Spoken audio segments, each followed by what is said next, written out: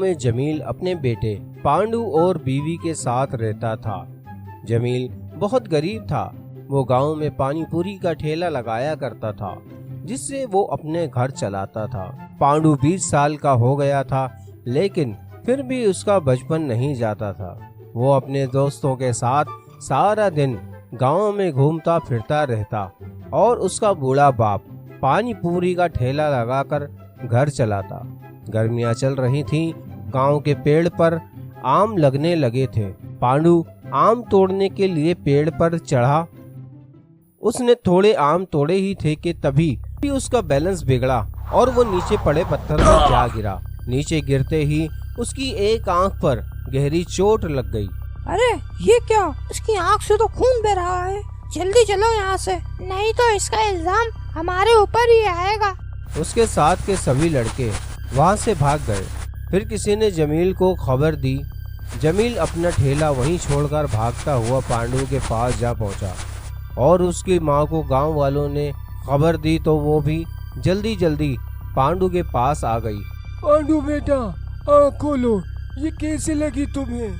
जमील पांडु को जल्दी से अस्पताल लेकर चला गया। डॉक्टर ने पांडु का बगौर मुआयना करने के बाद जमील से कहा, इनकी आंख पर पत्थर लगने की वजह से जख्म अंदर तक हो गया है, जिससे इनकी पुतली पर भी असर पड़ा है। अब इनकी आंख की रोशनी कभी वापस नहीं आएगी और अगर इसका इलाज करवाना ही है तो इसमें लाखों का खर्चा आ जाएगा।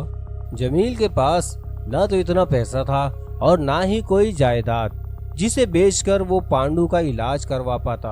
या अल्लाह, ये हम पे कैसी मुसीबत आन पड़ी है। जब तुम ही टूट जाओगी तो पांडु को कौन संभालेगा? ऐसे ही कुछ दिन गुजर जाते हैं। पांडु कहीं जाता तो सब उसे काना काना कहकर चिढ़ाते थे। ये सुनकर पांडु का दिल टूट जाता और अब वो घर पर ही रहने लगा। और वक्त के साथ साथ जमील भी बूढ़ा होने लगा। उसकी तबीयत भी अब ठीक नहीं रहती थी। एक दिन वो गर्मी से राहत पाने के लिए वो पेड़ की छांव में बैठ गया। थकन के मारे उसकी आंख कब लगी उसे पता ही नहीं चला, लेकिन जब उसकी आंख खुली तो उसका ठेला चोरी हो चुका था। उसकी आमदनी का वाहिद जरिया था और वो भी नहीं रहा। उसी टेंशन में वो बीमार रहने लगा। पांडु भी अपने अब्बू की हालत को देखकर टेंशन में रहने लगा। एक दिन, आप लोग कितना परेशान हुए हैं ना मुझसे, मगर मैं अब आप लोगों को मजीद परेशान नहीं होने दूंगा। मुझसे अब्बू की हालत देखी नहीं जाती। तू ठीक कह रहा है बेटा, ऐसी हालत इसकी मुझसे नहीं देखी जाती। घर का राशन भी खत्म हो रहा है, न जाने आगे कैसे गुजारा होगा। माँ, मैं अब आप लोगों का सहारा बनूंगा। मैं संभालूंगा इस घर की सारी जिम्मेदारियाँ और देखना एक दिन आएगा कि आप लोग मुझ पे फख्र करेंगे। हमारी सारी परेशानियाँ खत्म हो जाएंगी। लेकिन बेटा, तुम इस हालत में ये सब कैसे करोगे?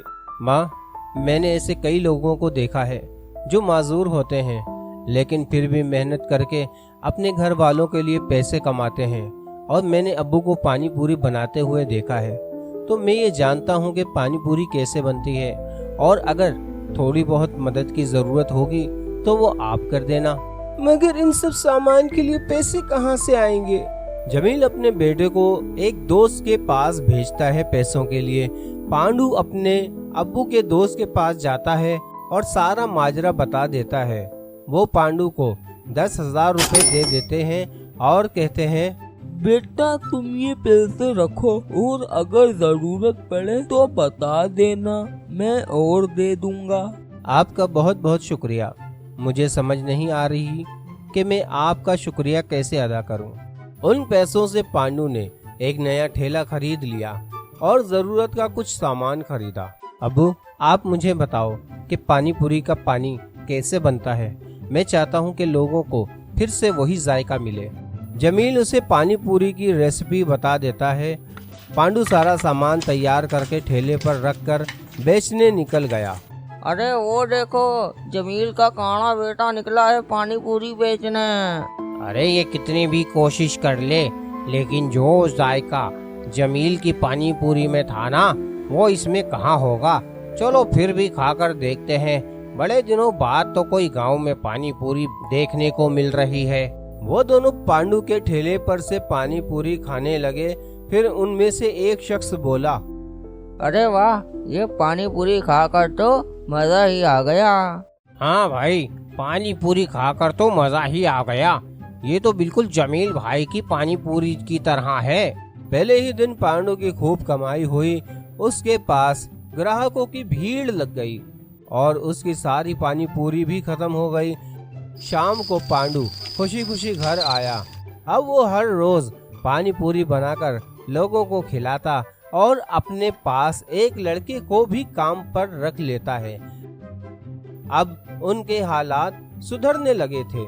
चले अब्बू, अब कराची चलते हैं। अब वहीं जाकर आपका इलाज करवाऊंगा। नहीं बेटा, मैं तो बूढ़ा हो गया हूँ। तुम अपने बारे में सोचो और अपनी आँख का इलाज करवाओ।